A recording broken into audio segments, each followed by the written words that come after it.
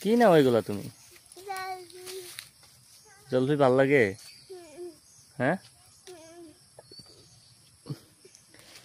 তাহলে ভিডিওতে তোমার বড় আম্মুকে বলো, বড় আম্মু তোমার জলফি অনেক বড় হয়েছে, তুমি আসো, জলফি খাবে না? বলো বলো।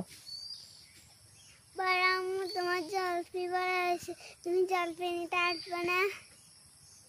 কখন আসবা জিজ্ঞেস করো। কখন আসবা?